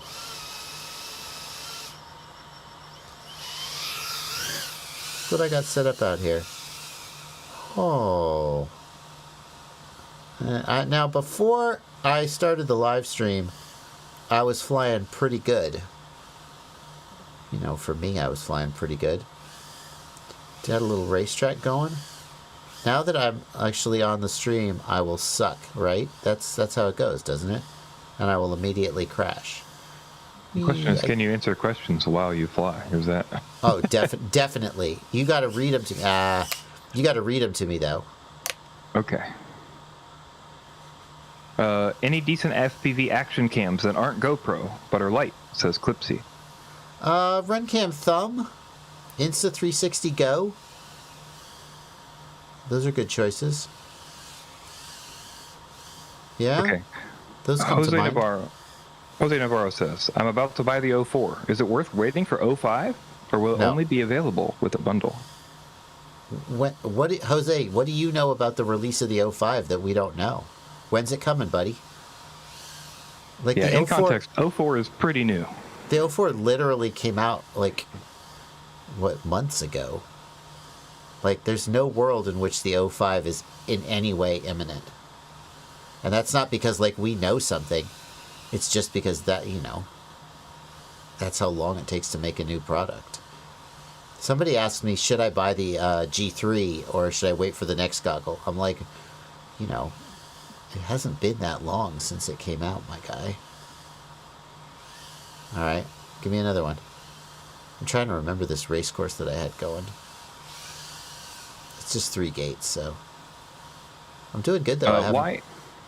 Yeah, go ahead.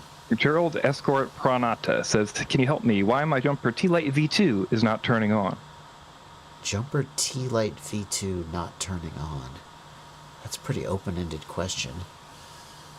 Like, are the batteries charged? What happens when you push the power button? Oh god, oh god. Oh, that was oh no, it was almost so good. Yeah. Relatively speaking, yeah, there are a couple different things that could be happening. If you know you have good charged batteries, yeah, and you're just trying to press the button and nothing is happening, we might consider that like a bricked, right? Like a hard brick. What are the symptoms of a hard brick? Do you still get a light on the button? I'm trying to think. On a T-Light, probably not. No, I don't think so. Like, because you need the oh boy. The firmware. There's a video about how to unbrick Edge TX. I will put that in both chats. And you can maybe check and firmware. See if these are Turtle mode. Same symptom. Shame, bro. I love this firmware. I love the CAC firmware. I gotta go get this thing. It's dead. I can't see.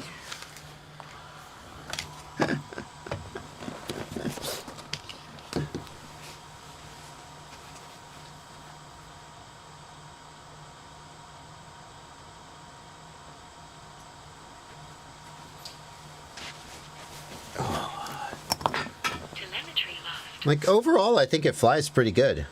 I mean, I fly like shit, but I think it flies pretty good. Based on my metric of how long it took me to get a clean lap in without crashing, from the time I first flew it to that time, I think it flies pretty good. I'll do one more. Is it flashable with a normal Betaflight target? No. It's not in the configurator. I found a reason why they do that. And I don't think this reason has always been true, but it's true for the Hummingbird, V3 and V4. Kelvin Lee told me that the main reason they do a custom target on the Hummingbird, like in the past they've done a custom target because they have their proprietary OSD chip, and it's not supported by Betaflight, and they do all this other stuff that requires custom targets, right? But the Hummingbird is, I think, not like that.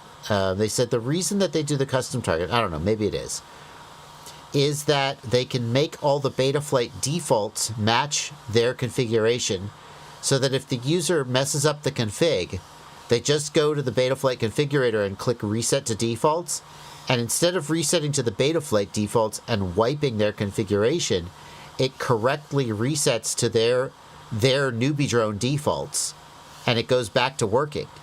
And the Betaflight devs do not want anything that's not hardware specific in the Betaflight target. Like when I released the JBF7, I wanted there to be like my custom OSD in the target. And the Betaflight devs were like, you can't do that. And we're like, okay, fine. So Newbie Drone's argument is that one benefit of having a non-standard target is that the user can default it and have it go back to their working configuration instead of the Betaflight non-working configuration. I don't know. But to answer your question, no. You have to get the target from Newbie Drone, which is on the product page. Go ahead.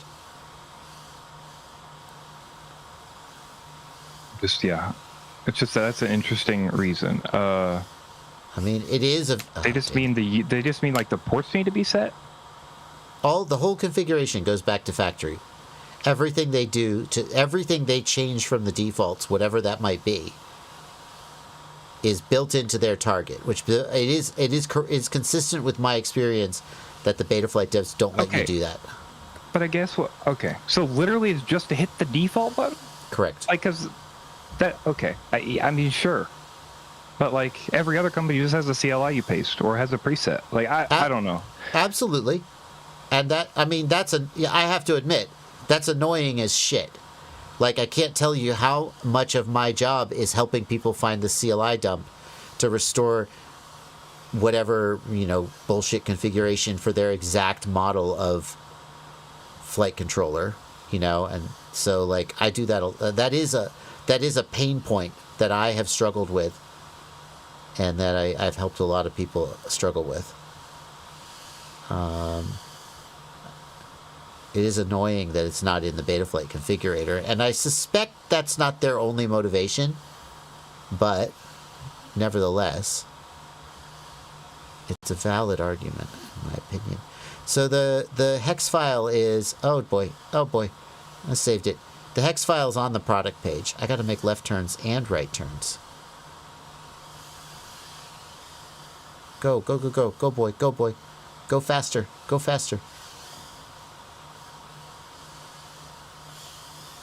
Oh, yeah, Bardwell. Ha! All right. Can I turn it over? Turn over. Yeah! Battery dying. Okay. Oh, there we go. Little pick-me-up. Right? Oh. Yeah. Oh, whoops. Yeah, it's something a little pick me up in the middle of the live stream, right? Newbie Drone Hummingbird. Yeah, so it's like the usual grab bag of like, that's cool and that's frustrating that you get with a Newbie Drone. Like on the one hand, it's $80. That's a good price.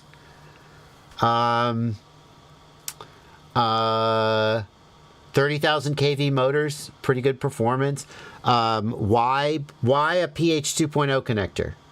30,000 kV motors on a PH 2.0 connector. Why? That should be an A30 connector or a BT. I know why you don't want it to be BT 2.0 because beta FPV. So it should be an A30 connector. Like the performance is so much better on an A30. Do you know if the motors are 1.25 now or they're still 1? Well, the plugs? I can't tell. Can you tell through the power of autofocus? I can't really tell. The motors have solder pads. So focus, please. The motors have solder pads, so that's kind of nice. If you rip a wire off, you could resolder the motor. That's nice. Yeah, he says they're the small ones. Yeah. I mean, the flight controller does have solder pads, so you could, if you wanted to, you could direct solder it, which you totally should do, because you'll get way better performance. So it is nice that the flight controller has solder pads, which some of them didn't, I think. I'm not sure about that. But it really should come with an A30 connector. Like, honestly, it should come with an A30 connector. Because with 30,000 kV motors, you need it. And, I mean, there's not a huge amount of voltage sag, but there would be less if it had an A30. Camera is not good. And Newbie Drone's cameras have always been poor. So this one is also poor. Like it kind of sort of gets the job done indoors, as I'm sure, but the lights kind of blow it out.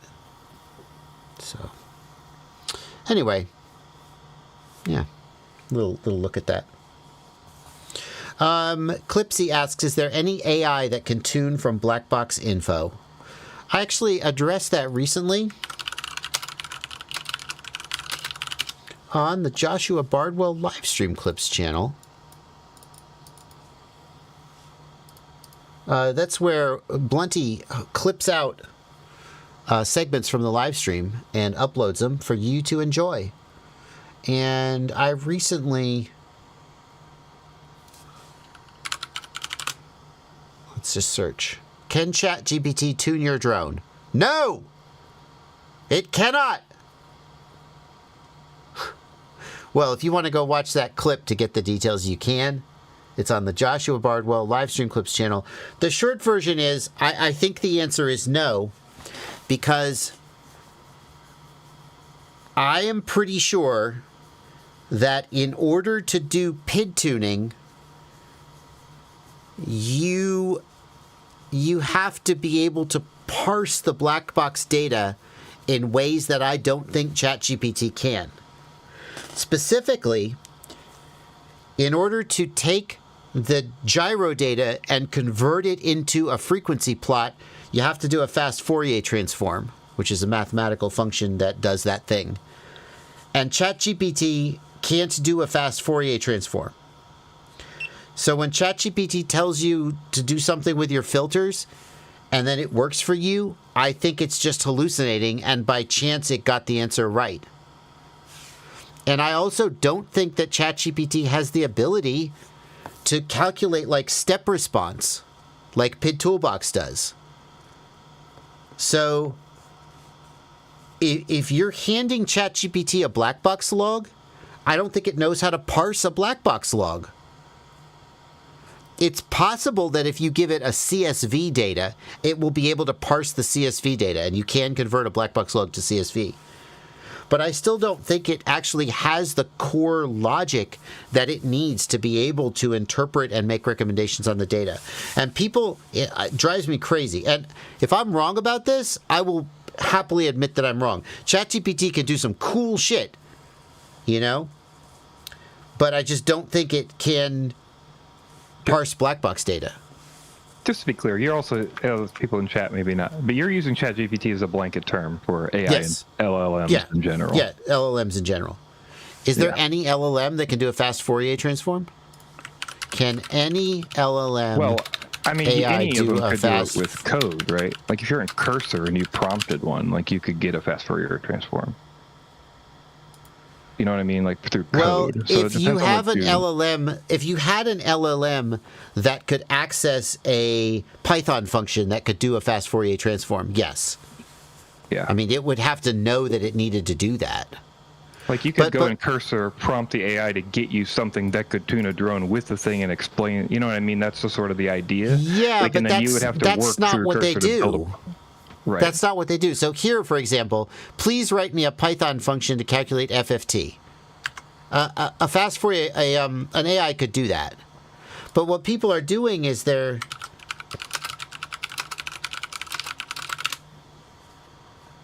just saying, I dumped a black box log. Well, I can't find an example. They're just saying I dumped a black box log into ChatGPT, and then ChatGPT goes, "Cool, I will help you tune your black box log. We will get maximum step response and properly tune your filters." And it just says a bunch of bullshit. And then it's like, based on what I see in your black box log, I recommend that you increase your P gain. And it's like, you know what? Like, I'll put on a white lab coat and a stethoscope and hold a clipboard, and I'll say, "Cool, I've looked at your blood test results, and it seems that your cholesterol is 132. I recommend that you get that number up. A good cholesterol is between 187 and 221. Don't I sound confident?" I'm completely just talking out my ass. And I think that when ChatGPT or any AI pretends to be, like, it knows that terms like P gain, D gain, filters, step response, overshoot, oscillation, it knows that these are terms that are associated with black box logging, and it makes sentences that sound convincing and makes recommendations which you then follow, and maybe they work. But it's not because it actually understood what was in your black box log, I don't think it can possibly know that. So. Yeah, and this also isn't to mean that somebody can't eventually train something to do this specifically. Like one of the things we're seeing now is agentic. Somebody mentioned that in the chat, agentic AI, where you have like one. I think that's how DeepSeek handled it. You have one big LLM model, but it's basically asking individual agents that are good at certain jobs. So it'll have an agent that's good at math, and so if it has math in its thing, it'll go ask the math agent to solve it for it and bring it back. So the idea is that you would have specific agents that understand these pieces, and it can't really get lost as easy because it knows to ask the thing who doesn't have as much context, like who doesn't have all valid context. But here's the problem with that. The training set, the training data has to include examples that let the large language model learn what right looks like. Does that make sense? Sure. Of course. That's how LLMs work. And obviously, a treatise on how LLMs work is not, I'm not qualified to give it. But the short version is that you feed the LLM a lot of data that is correct, or that from which you want to draw inferences. And then you ask the LLM questions about the data, and it tells you and talks to you about the data. But garbage in, garbage out. Did any LLM get trained on black box logs? Can it even parse a black box log? If I handed a black box log from Betaflight, it's just a bunch of ones and zeros. Does it know how to interpret that? How would it even know? And if it didn't... Yeah, you build an interpreter like that. You would have to build it. I mean, that's you would have to do idea. it, but no one's done that. Correct. My point is, no one's done that. Yeah. So you would have to, number one, you would have to build an interpreter so that it could, basically you would have to build PID Toolbox into ChatGPT or give it an API that let it access PID Toolbox so that it could look at the black box log and go, okay, your frequency response is X. Your step response is Y. Here are your current PIDs. And based on that, and then it's got to make a recommendation. So again, you would have to train it on when P goes up, here's what happens. When P goes down, here's what happens. And here is what we're looking for. We're looking for this. This is our end state that we want. And no one's done that. No one's done that. I think the alternative would be, is there enough data out there if it combs all the forums and all the things, and if it can get transcripts of YouTube videos, like things like that, right? Like, is there enough data out there to tell you how to tune a drone? Or like you were saying, you need to specifically tune something. And then like you said, there's also in a black box interpreter, so you need the data out of it. So, that's something they're doing more of those. Like now they're image interpreters, or like the image creation has different ways of, like they're building tooling in. So the tooling says like, hey, we need to be able to resize the image. So instead of the AI just like guessing at what resizing an image means, it knows the idea of resizing an image is this tool. So it goes and does the resize based on the function, and then comes back and goes, okay, now what's next? That sort of thing. So I think that sort of thing could build an AI tuning in the future, but it certainly doesn't seem to exist now. Yeah. Absolutely. I absolutely think that it's possible to do it. The problem is that you need a relatively large data set. And you also, it feels to me, and again, maybe this is a case where, machine learning, large language models, they can extract some pretty interesting insights from some pretty fuzzy data, right? But at the end, like there's the I talked about this previously on the live stream. There's an AI that analyzes radiology images, and it could predict cancerous tumors or something like, weeks earlier than human radiologists could. And the human radiologists looked at the images and were like, how the hell could you tell that little gray spot was going to be a tumor? We have no idea, right? But the key thing is that the AI was trained, and they showed it a radiology image and they said, this one was cancerous. This one was not. They trained it with data, then they trained it what to look for, and then it was able to infer from there. So in order to get an AI that tuned black box logs, we would have to feed it black box logs and say, this was a good one, this was a bad one, this was a good one, this was a bad one. That's the gist of it. You want an AI to recognize dogs in pictures. You say, here are 5 million pictures that have dogs in them. Here are 5 million pictures that don't have dogs in them. And the AI goes, okay, I know what a dog looks like. No one has trained an AI to know what a good black box log looks like. It would be great if they did. That would be awesome. So, and the problem, and I've talked about this way back when. Do you remember when there was that drone mesh was doing that AI-based PID controller, except it wasn't a PID controller, it was AI-based. And the challenge is that, like, if I want to train an AI to recognize pictures of dogs, there are millions and millions of pictures of dogs on the internet, and all of them are, like, tagged with dog. So I can easily just build this big data set of pictures that have dogs in them and train the AI on them, and so forth. But there isn't a giant database of black box logs with some of them tagged, these are good, and some of them tagged, these are bad. So the data set that you would need to train an AI to do Betaflight PID tuning doesn't exist. And the way that they solve this in the real world is that they train the AI in a simulator. So they simulate the PID loop, and they simulate the physics. And then the AI, messes with the PIDs, and I don't know exactly how it works, but they basically just do all the training in simulation. And the problem with that is that then the AI is only as good as the simulation, and the simulation, as we know, is not that good. Simulations of FPV drone physics are not that good. So, anyway. So no. My stance as of today is that you cannot use ChatGPT to tune your PIDs.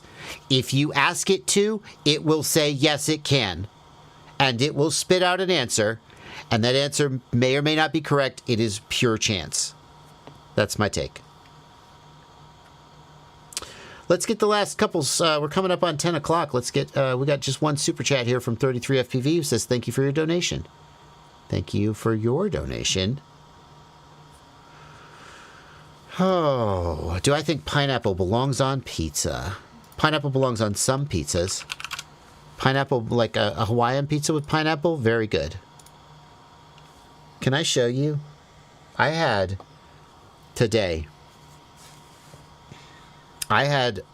an amazing pizza. So there's this place in Knoxville, it's called Adopo, and they make amazing pizza. This pizza is pecorino romano, mascarpone, honey, and shaved garlic. And if you're thinking those ingredients don't go together, what are you talking about? You are wrong. It was so good. The combination of honey and garlic, I would never have put shaved garlic with a sweet honey ingredient. Never in a million years. And it was so good. So good. We got some prosciutto with arugula, with a lemon olive oil dressing on the arugula. And again, you're thinking, what kind of Ponzi-ass pizza is this? It was so good. And I ordered, this one was mine. And honestly, this was also so good, but honestly, this was the least impressive of the two pizzas. Because this, you bite into it and you kind of know what you're expecting and you go, yeah, okay, I like it. This, you look at it and you go, really? And then when you eat it, you go, oh my God. And likewise with this one. It's amazing. So yeah, pineapple on pizza, sure. Why not? You were thinking of Mesh Flight from Drone Mesh when he was working on Mesh Flight, which was based on Neuroflight. Neuroflight, that was the one. Yeah. Yep.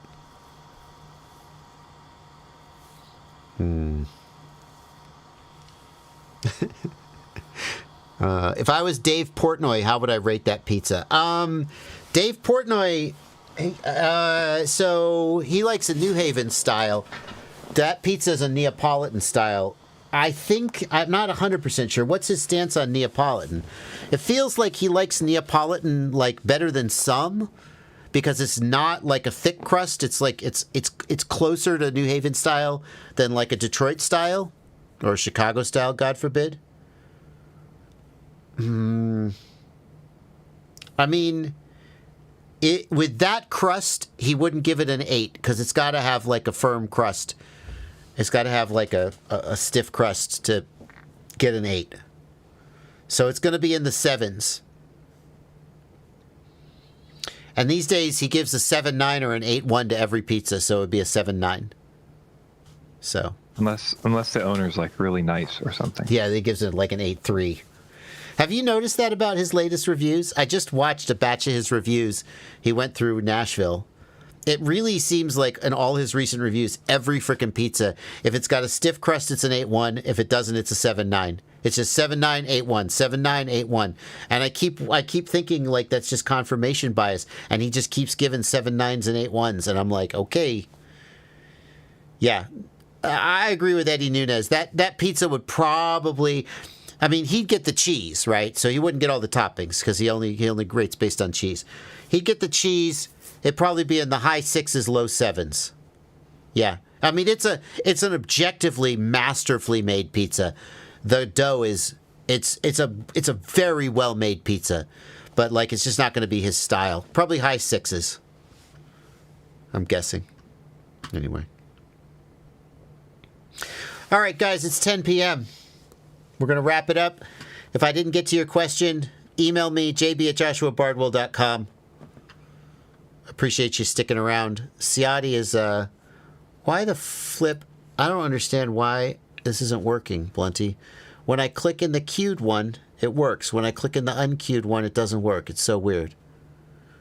I don't understand. It's the same window. I don't know, because it even highlights it like it's clicked. I have to unclick it and then click it for it to show up. So it's very weird. Yeah, it's fucking weird. I don't understand. Anyway, maybe it'll fix itself tomorrow. Thank you guys for coming out. Have a great stream, Ciati. Next week, by the way, which is pretty rare. Yeah. Well, it's not that. All right. Let's not. Lately, it's been pretty rare. Okay, fine. Okay. You know, but all right. We'll see you next week. Okay. I'll say this. Of the weeks I stream, I more often am back next week than not. You see how I did that? Okay. Right? Technically true is the best kind of true. If you build a histogram of the number of weeks between my streams, the most common one will be 1 week. Okay. All right. All right. Good night, everybody. Bye. Bye.